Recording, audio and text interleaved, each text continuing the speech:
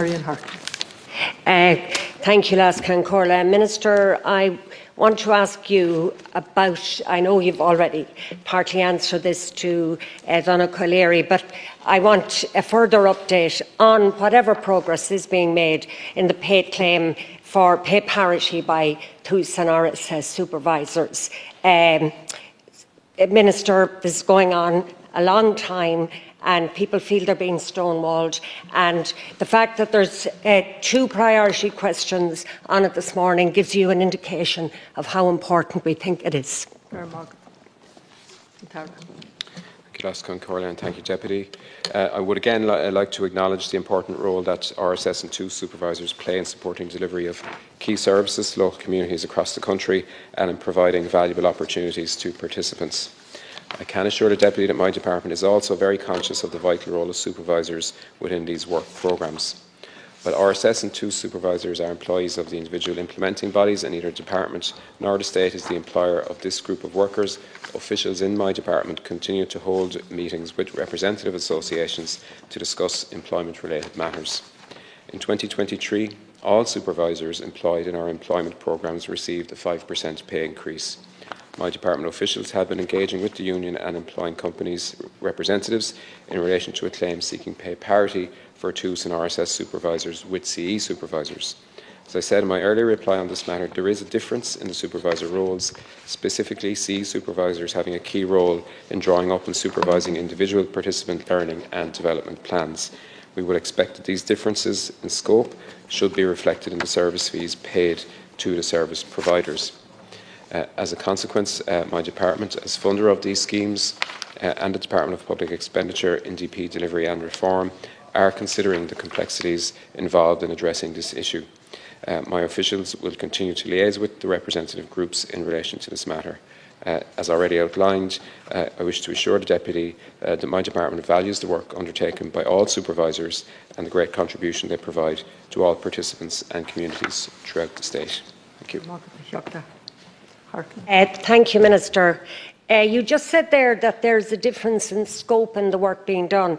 We recognise that the work is not identical, but it's broadly similar. I've spoken to a number of these supervisors, and there's very, very little difference. And many of the workers from RSS and TUS actually progress on to CE schemes. Now, Minister, if you're a supervisor on a CE scheme, after 10 years, you're getting about €42,000, whereas if you're on an RSS or a TUS scheme, you're getting about €35,000. There's a huge difference in pay, and furthermore, if you're on a CE scheme, as you mentioned earlier, you get a gratuity when you retire. There's nothing for RSS or TUS supervisors. So there's a massive difference in pay and conditions for a small difference in the scope of the kind of work that they're doing. And you talked about 5% increase. Minister, that was welcome, but it's across the board. It does nothing for pay parity. Thank you, Deputy. Look, I'm loath to get into figures and numbers and the details of negotiations here. It wouldn't be helpful to anyone. Look, we are talking. We do recognise there is an issue, and I think I've proven, and Minister Humphreys have proven over the last couple of years, that CE supervisors, TUS supervisors and RSS supervisors, they have legitimate, I suppose, arguments to make in relation to pay rates and the gratuity issue that's been resolved as well.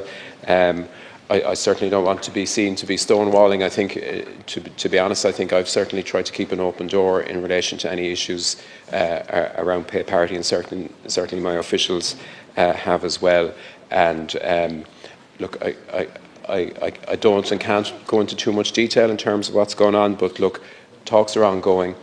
We've proven ourselves amenable previously with 2 other processes in the last 2 years as well, and look, we'll continue in good faith in the discussions.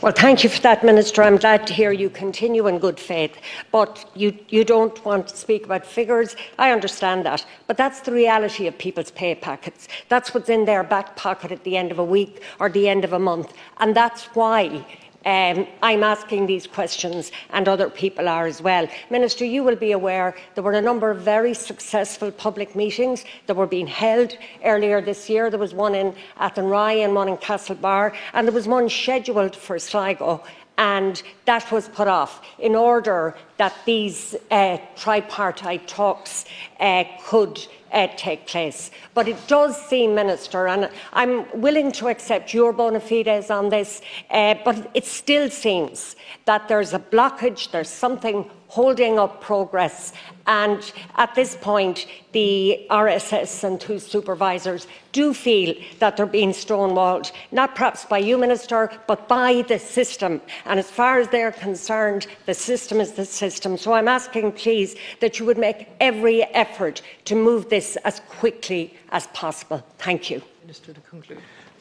Thank you, Deputy. And I know there was a meeting scheduled with officials for last month. There was a genuine reason why that didn't happen. There was no sort of policy decision to say, let's not meet them, let's wait, let's hold it off. That was not the case, as I mentioned previously as well. I think and I hope, but I don't want to guarantee it here on the floor, that that meeting will be rescheduled for sometime before Christmas, but it does depend on people's availability as well. Look, I meet with the key officials on a weekly basis in relation to C, RSS and TUS, so we're in close communication that way as well. And as I've said, look, we're at the table. There's a reason we're at the table, and we're at the table because we recognise the reality of those figures that you mentioned as well. There's a case to be made, but as I said previously as well, they're not exactly the same roles, notwithstanding the fact that there's a legitimate argument being made, I think. Thank you.